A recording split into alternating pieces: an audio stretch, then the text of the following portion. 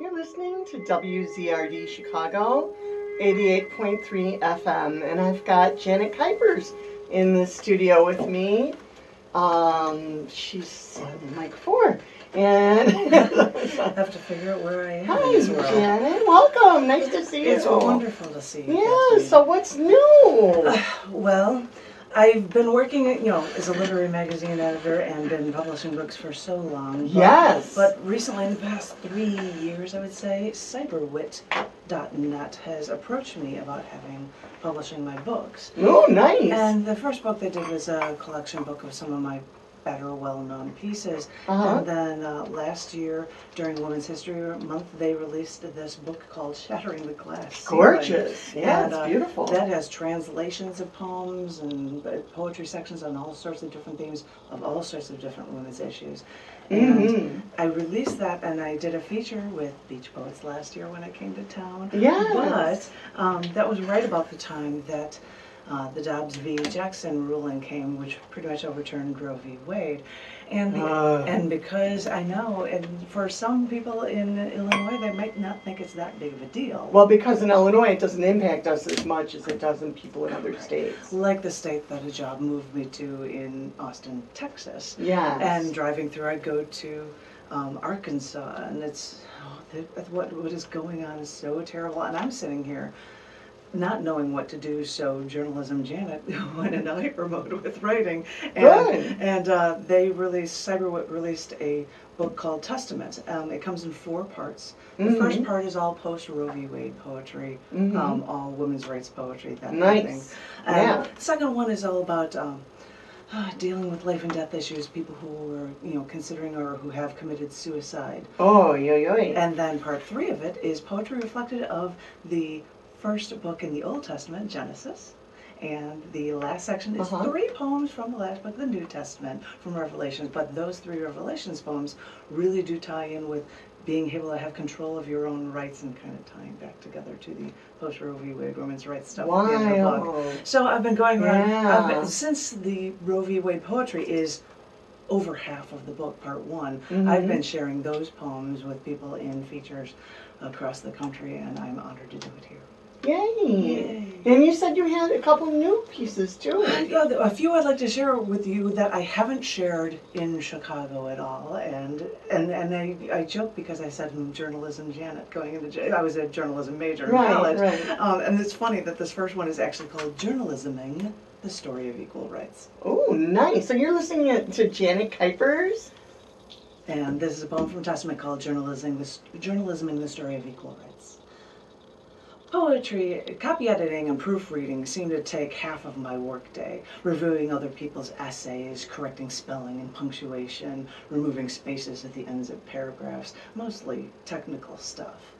But after reading an essay talking about how the 29th Amendment should be created after a number of states have passed, and many anti-abortion laws about after the overturning of Roe v. Wade to help women who are in need and who need assistance, who are impoverished and in more restrictive states, to help them to get to free states so that they can exercise rights that the government does not have the right to take away. This essay ended stating that the 28th Amendment, of course, is the Equal Rights Amendment. The journalist in me went into overdrive because I had a look, confirmed that the U.S. government, even Wikipedia, although having equal rights seems like a splendid idea, the total number of U.S. amendments to the Constitution is only 27. I had to tell them to correct their copy, and the only change they made is that the 28th Amendment should be the Equal Rights Amendment. I question if that's all that needs to change, though, because the Equal Rights Amendment, introduced to the U.S. government nearly a century ago in 1923, failed to pass. The ERA was reintroduced in 1971, passing the House and Senate, but then they went to the state legislature for ratification, where it was rejected by a few states and was never passed. In the new millennium, even this very decade, the one that saw the overturning of Roe v. Wade and the states taking women's rights away, that decade, the House Judiciary Resolution 28 does propose, quote, an amendment to the Constitution of the United States to equal rights for men and women. But again, equality for women is something still yet to pass. So, reading this letter to the editor for future publication, I question the essay, wondering if it misses the point. If there was any chance for equal rights for women in the United States, then their rights wouldn't have been removed by select conservative men in government in the first place. If anyone ever truly wanted to codify equality for women, it would have been done long ago. But we wouldn't be in this pit mankind has thrown us into now, if as we furiously claw our way back to the light. Yes, yes, yes. And I get applause on the radio. Yeah, that's right. That's You because, betcha. that's because you're double plus awesome. Double plus awesome. That's because you are.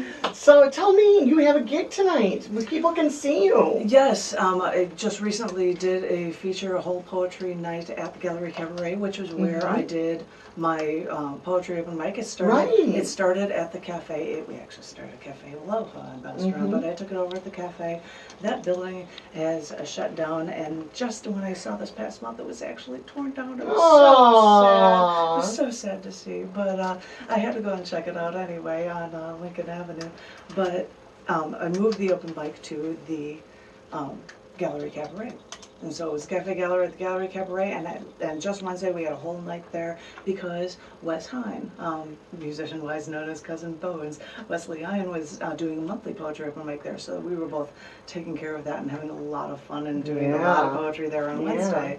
But tonight I get to have a bonus week at Tangible Books. Vittorio Carli is the host of this monthly thing, and he put in a bonus week with myself and Dave Getchuk, who took over my open mic when I had to move to Texas, and Jerry Pendergast, who is a great regular that had been at my poetry open mic for so long. Brilliant. He's such a brilliant writer. And so the three of us are features there and a bonus week tonight at Tangible Books. If I have the addresses, it's the 3000 block of South Halsted in Bridgeport, which I think we learned is where the most mayors of Chicago have been from. Yes, the dailies, So, the Daily Show. So we'll be there before I am taking off to get on the road again. It's a really nice bookstore. The bookstore is awesome. Tangible Books. I'm looking forward to it. I've got a dress in the car. I'm ready to go. Nice. I'll be all set to lambaste people about women's rights. Yeah, there you go. Okay. I'm trying to pick out the nicest things I could,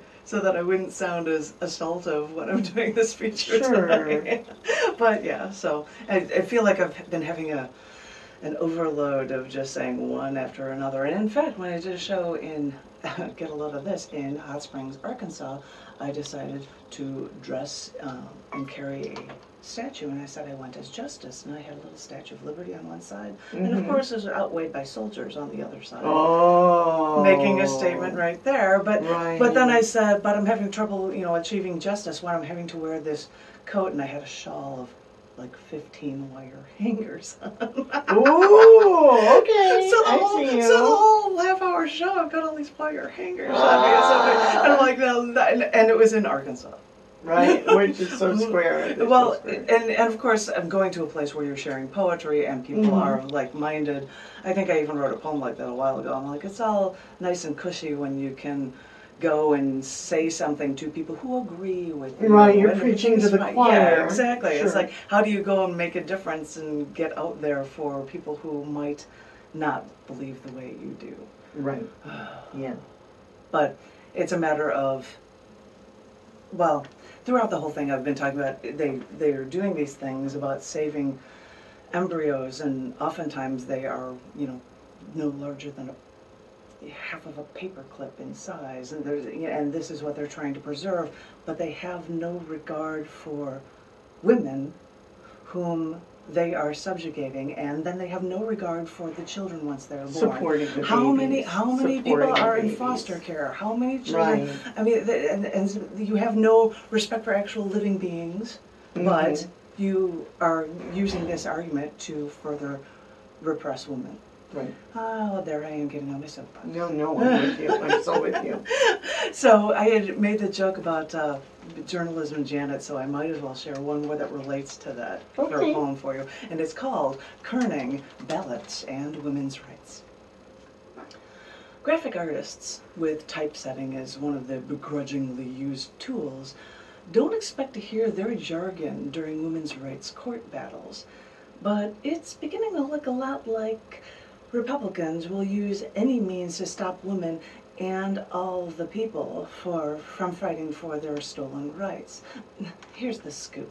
Approaching 750,000 people signed an abortion rights petition for a vote, but word spacing, a term that we graphic artists and typographers call kerning, is now the sticking point Republicans claim in their reason that this critical issue can't be on the ballot. Really? Word spacing. That's the reason you anti-abortion, anti-women's rights Republicans use. There isn't enough liquor to drink that would make me believe this is your true excuse. It's beginning to sound a lot like desperation on your part to stop your unfair edicts from being questioned by rationality. It's beginning to feel a lot like tyranny when a select few make what they call laws to restrict the world, and we're supposed to just take it with no questions asked. Are we a dictatorship? Are we a self-perpetuating autocracy in which the working classes have no say? Well, the state of Michigan may try shrugging off the will of the people, but battles pushed this to court. Emergency complaints were filed with the state Supreme Court. If type was unreadable, then why did so many read and sign the petition? Courts believed, on this exact day that I scribed these words, that yes, the words were there, and they should be read by all who have the right to vote. It's beginning to sound a lot like more the same from people who don't have the evidence to support their arguments. So they sing a song of a side story so that they can avoid talking about the real issue. Listen, we've been talking about it all along. You just haven't listened. That's true. So true. So true. And it seems strange that I was just going through one after another, and that seemed to be the only thing that I was writing throughout all of 2022 and the second half of it, and filtering other pieces. And there were so many pieces when, if you're going to support reason and science, this should never have happened. And it's so frightening how so many states had trigger laws that would just snap into effect the moment that Roe v. Wade was overturned, to try to push back and push for more anti-abortion laws for people. So it's frightening, because the Second Amendment they'll cling to, which there is great value in for, being able to protect yourselves from a government gone wrong or from the world that we're in right now. But it seems with this legislation, they are killing people, not through abortion, not with their precious guns, but with the stroke of a pen by saying, we're going to suppress you even further. Yes. There's always a way to do it, and yes. they'll find any angle they can. Yes, so. Yes, so true. Good so times. True. Any angle. Any angle whatsoever. And in fact, I had one poem here that I'm like, it's way too long. I'm not going to read it, but I would give the gist of it for you, and it was called Quickly Washing Away Women's Rights. And it started with me seeing, I watched tennis, and I would get so aggravated by seeing professional tennis players from Russia. And they would have lived in the United States since they were toddlers so they could become good players. Or they would move to Monaco, and so maybe they can split up their stuff so they wouldn't have to give so much money to their government, but they love their Russia so much, and I just think, how dare you? I mean, I know people who had left, who had changed their name, who got citizenship to renounce Russia because there are so many things about Russia that is not good, so I get so aggravated when I see people, oh, I win a competition, so I'll write something on the glass for the audience to see, and it will say peace. Like that is the only thing that they can say about what's happening with Russia against Ukraine. And maybe they can't say any more, or else they'd get in trouble. Right. But then at the same time, I think, well, why are you even supporting them in the first place? How dare you? Yeah. But then I think, well, I'm sitting here in Texas, and why don't I just leave? Right. And, Yes. well, yes. but at the same time, it's maybe I just don't understand, and it's not that easy. So what can I do to make a positive change for things? And I would see people with banners and protesting, and I have a stack of them in this poem, and they would say things like, you know, don't mess with Texas women. I'm tired of holding this sign since the 60s, or, you know, and going on and on. Yes. I think one of them was something to the effect of, I don't know you, and this might sound crazy, but a clump of cells is not a baby. And there'll be so many signs, you know, prohibition, you know, making laws like this is the same thing they tried to do with prohibition, and that didn't work. So what are you doing? You know, Right. but there's so many people that are still protesting, and what else can you do? And how, you know, if you stand on the street and you're the loudest voice in the forest, will any legislators actually listen? Right. So Yeah, but they're supposed to represent you. supposed to. And they're supposed to be concerned about the common good. And what do they define as the common good? Yeah, and it's definitely a top-down approach. Yeah. I think Right. I think the last verse, I don't even know this long poem with all these things goes on, but it says in the end of that poem, but if there is this many people who feel this strongly, this reassures me and makes me wonder if protests at times like this really do lead to change.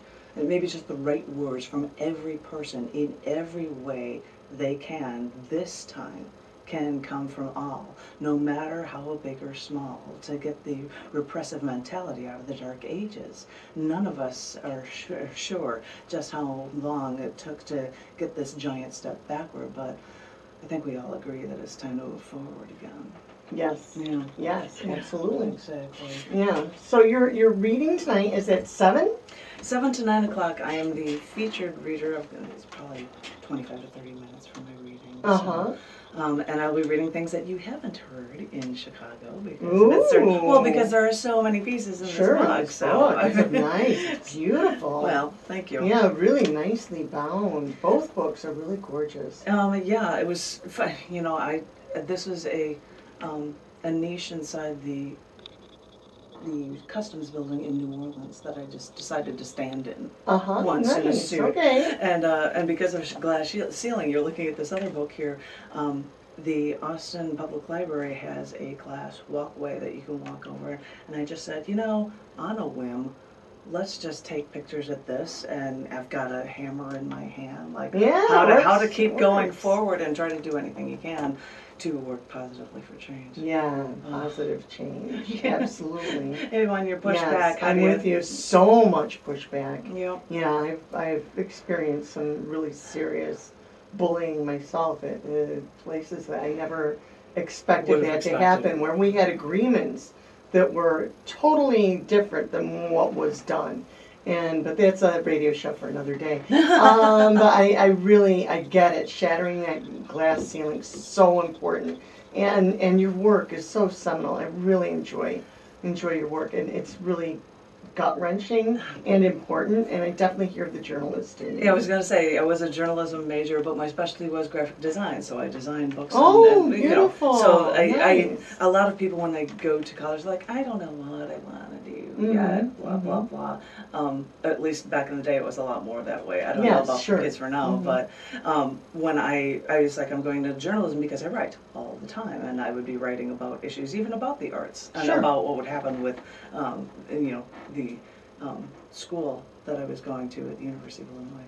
But at the same time, when I took one class on graphic design, and everybody was like, oh, this is terrible, I've got all these writer types, and I'm like working on outlining and defining fonts and I'm like, I think I found what I want to do with my life. I think I found it right there. And so I've just been focused on that. And that is why probably when I write poetry, that it comes off, which I've never tried to set them into paragraphs just to make it a story, because my writing is so straightforward, and that I'm looking for teaching people things or giving as much information as I can. Journalism, Janet. Yes. So it probably comes off that way, but that's what happens when you're trying to give people a lot of information to plead your case. Yes, isn't it true? I do whatever I can for it, however it might help. I have no idea, but I try. Yes, that's all we can do. Yeah. Is keep putting one foot in front of the other one and making some noise about what all is going on right now. And I don't know. I'm a big believer in the power of the pen. Yeah. You know, I believe that the pen is mightier than the sword. Yep. So right on, Janet. Well, I hope it's enough. And if anybody wants any copies of the book Testament, they can get it through Amazon. It's not through my own press, so it's not. It's so you have to go to. yeah. I hate saying even that word. Well, you know, because oftentimes I've got books and I'm publishing them through Scars Publications, which are in Space Magazine. But this is through another press. However, I do have copies. Could they find it at CyberWit? Yes, you can find it there as well. And if I would mention CyberWit before Yes. I mention that other one. Okay, I hear you. They have links on their own page to it, and if you go to janetkuypers.com, if you know how to spell it. Oh, yes. Spell it for us, will you please? It's JANETKUYPERS. Kuypers like Tyler. You know, I look at streets and I'm like, I know because I'm Dutch how to pronounce that. But if you go to janetkuypers.com, there's actually a big old link to Testament. Oh, good. And that will give you a link to being able to order the book, the link for CyberWit as well, and a full listing of all the writing that is within the book, as well as underneath the titles of the poems where they have been published or where they've been performed live. Ooh, where they've been performed live. Wow, that's when really it's keeping good documentation. So actually, when I get back and do some research, if I've got video of this, I will have links to WZRD performances underneath those things on that page as well. So yeah, there's a lot of stuff there, and you can find details about it and receive those poems there online as well. So wow, nice. Yeah. You're so dramatic too, and beautiful. I really love watching you perform, and I love your work. And you say beautiful, and I always say I've got a voice for radio. And you do have a voice for radio. You absolutely do. I do my best. So shall we hear some more work? Yes, well, I could give you a sneak. Well, what do I find? I'll find something. So you also host a Zoom poetry reading. It was funny because I think when I did a book release at the Gallery Cabaret, which I believe there might be some people in this room that got a business card that said poetic license, because that's just a funny idea. I've got poetic license. Yes, I love it. I love it. And I decided to, when I was taking over an open mic in Austin at a bookstore, to call it poetic license. Well, when the pandemic hit, they shut that down, and the bookstore said, we don't want to do that anymore. And so, because the pandemic had started, I had started doing it as a Zoom meeting with Zoom host John F. McMillan. And it is the first Sunday of every month, and it still goes on. And every once in a while I get people like Vito or Lynn West used to come, and Dave Getcha came a couple times. Dan Weinberg came. But then there were people from my literary magazines that had published me, and there were people that John, the Zoom host, would know, or people would see it. And it's so funny now to say, well, I've got a Facebook event listing page so you can find the Zoom meeting to attend, and it is from 3:30 to 5:30 p.m. Central Standard Time on the first Sunday of every month. Oh, wait, for the people in England who come, that's 10:30, and for the people in Greece, that's 11:30, and the people in Malaysia, that's 5:30 the next morning. Oh my goodness! But yeah, so you really have to keep track of everybody. That's tough. I try to do what I can. How many people come? My goodness! All over the world, people. Sometimes there are as few as 7. But sometimes there are 15, and it's just round robin poetry. There's no feature because we just try to give everybody a chance to share, especially when so many people are around the world. Yes. And then some people say, well, I'm going to have to go to bed. So we put you on early, and so you can do a second round before you leave or whatnot. So you know, we are as accommodating as we can be. People ask about swearing and stuff. Like, well, I know we can see that there are no children, but I kind of like to keep it to the sense of if we were in a bookstore, children might be around, G to PG. You know, and obviously no racist, sexist, homophobic, of course, duh. But that's all in the fine print. Yeah. Which, whatever. Yeah, you want to keep things, I mean, like FCC guidelines, basically. Something to that effect. That's smart. I don't know how much time we have. About 12 minutes. Oh, okay. Well, then why don't I do the first poem that I did as the feature at the Gallery Cabaret. Oh, that'd be great. And just because it's here and I can share that with you, and it's from the book Testament, and it is titled Evil of What They've Done. When women are not treated as equals, when women make less pay per dollar than any man, and are still stunted from advancement in the workplace, I suppose it's not hard to believe that suppressing women's health care is also such an insurmountable task. After the religious rights, usually male, in the often more rural half of this united nation, used their interpretations of their religious dogma to push women back to the Dark Ages by overturning legislation that has existed for all of my sentient life, they removed women's choices and, in turn, placed so many people, health-wise, in such grave danger. We women felt a cushy kind of comfort knowing that Roe v. Wade was on our side, and not even Democrats pushed on to make our rights more legal, more permanent than a single Supreme Court decision. And now that the religious right, usually male in the often more rural half of this united nation, push women back to the Dark Ages, politicians and policymakers now work furiously, even across party lines, to codify Roe. Now, a bipartisan bill has been made, sponsored by Republicans and Democrat senators, that in order to be agreeable was so vague that it doesn't uphold anything. Abortion rights groups hate it, and the nitpicking battle over every technical phrase in this bill makes the message in this bill lost to the average American. I think of my husband now, who once said, and I quote, "There is no task so simple that it cannot be made impossible through the actions of bureaucracy." Because this is exactly what this is, the inability of the U.S. government to accomplish anything for women. Even if the Kaine-Collins bill never passes, Senator Kaine still holds great fear. "I think life post-Dobbs is a series of tragedies," he says, for he may fear, like me, that it may take too many medical tragedies against full-grown women before our lawmakers realize the evil of what they've done and correct the mistakes they've made to women. A series of tragedies makes me think of how back in the day, and still, I'm sure, there would be what now seems to be one mass shooting from one crazed male almost every week. Yeah. People protested wanting something radical passed into law, but there were never 60 votes, so nothing changed. Apparently, after one tragedy too many, the Senate decided to move, passing a gun bill one day after the overturning of Roe v. Wade. But don't worry, tragedy is never far away when it comes to guns and more restrictive laws. Violent killings are still up, and daily shootings are still reign supreme around my hometown too. So, whether change is eventually made in the laws for women or not, all prospects scream that no matter what happens, it looks like we're in this fight for the long haul. It may take more than a miracle for women to be truly treated equally by mankind. Isn't so insurmountable after all. Oh. I know. I mean, what are they gonna do?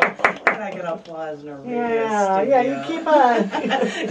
keep on. So anyway, that was the first, and in that show I actually did something about like the Nazi approach to women's rights, because the women weren't considered anything. And in fact, in Hitler's last years or whatever, when he feared that he was being poisoned, he had a rotation of 11 Aryan, of course, young women, that had to eat with him and taste his food before he would, because it might be poisoned. But keep the conversation light while you're having a meal. Don't say anything to contradict his megalomaniacal views.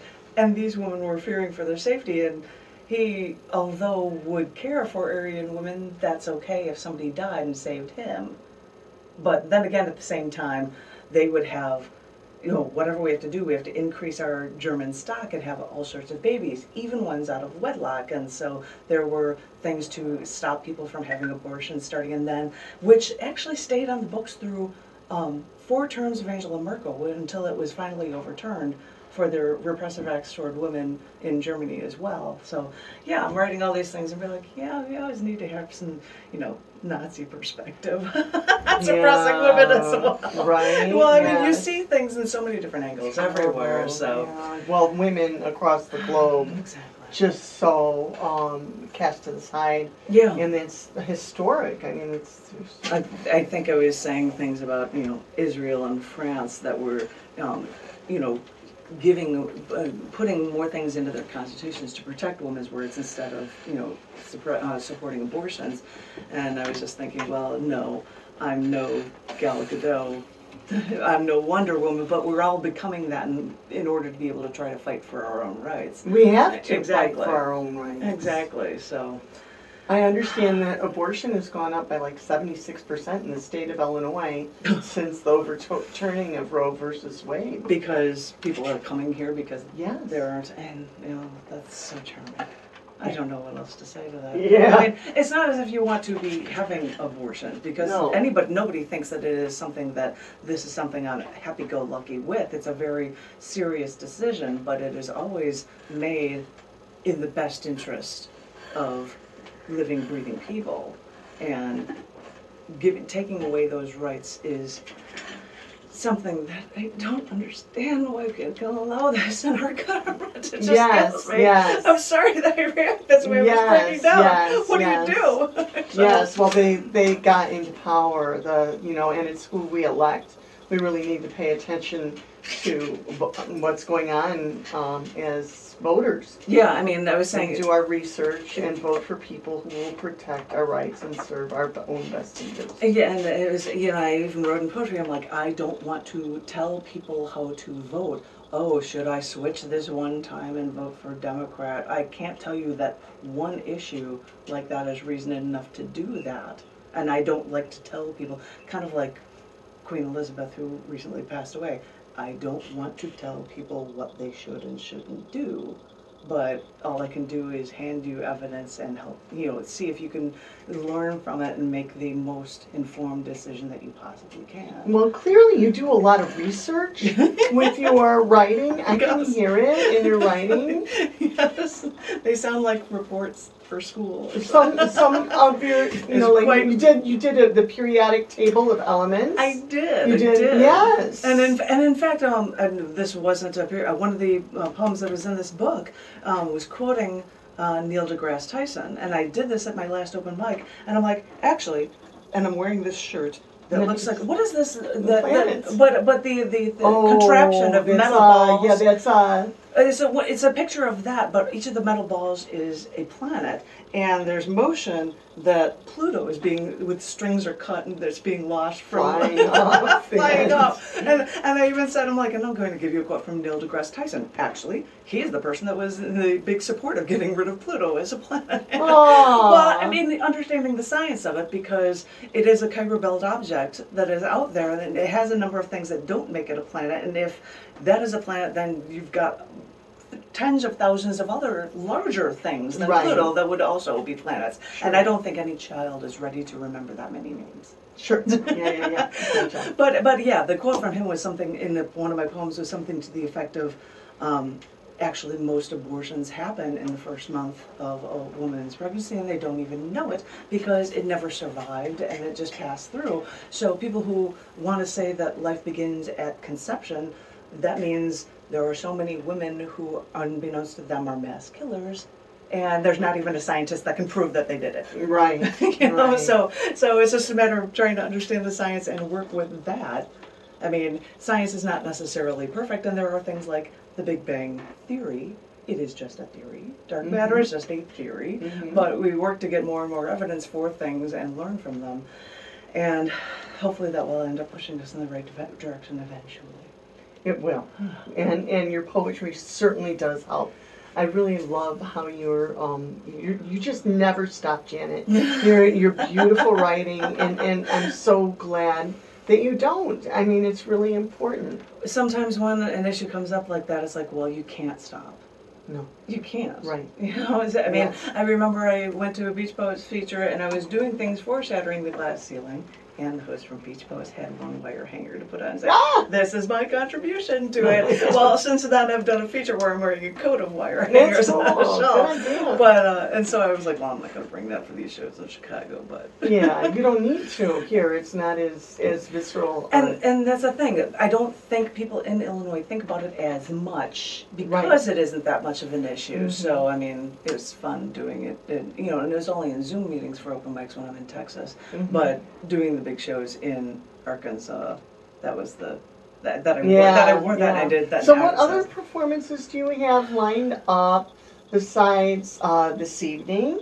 I mean, I'm not talking like locally necessarily in Chicago, but do you have any ongoing, anything else that you're doing? I know you're so busy. I've been doing them all this week, and that's why I did stuff in Chicago, and then the last month I did Beach Poets, and I did another one there in that last month as well. But a lot of my stuff for this, live stuff for this book will be ending tonight before I'm traveling to go do other stuff. But I do have my monthly open mic where I'm usually sharing something from Testament. Sure. And in fact, the last 2 months I've been sharing things from Sharing the Glass Ceiling as well. Nice. And that's at the Poetic License Open Mic. And if anybody ever wanted to go to the Zoom meeting for it, just look up for Poetic License, and there will monthly, the week before, everyone will show up a Facebook page, or contact me via email, and I can get you onto a list if you want to know about it. So what email would we send something to? Well, I spelled my name already, Janet Kuypers at gmail.com. Yeah, okay. So it's simply enough. That's the easiest way to do it. So. Yes, wonderful. Thank you. Well, and thank you. No, we're just doing thank you back and forth. Thank you I so really much. appreciate your time, and I appreciate the going to rock it. I appreciate the opportunity. Thank you very much. Yes, absolutely. And yay, Chicago. I Yes. can get that out. I miss my Chicago. So thanks. You guys are we doing miss awesome. you too. Oh, thank you for everything, and keep fighting. And to everybody else, keep fighting the good fight, and know that you're not alone, and we will get through this all together, no matter how long it takes before we can get some legislators out of the dark ages. Yeah, wouldn't that be nice? Wouldn't that be a pleasant that'd be really idea? Great. Yeah, I think we need to.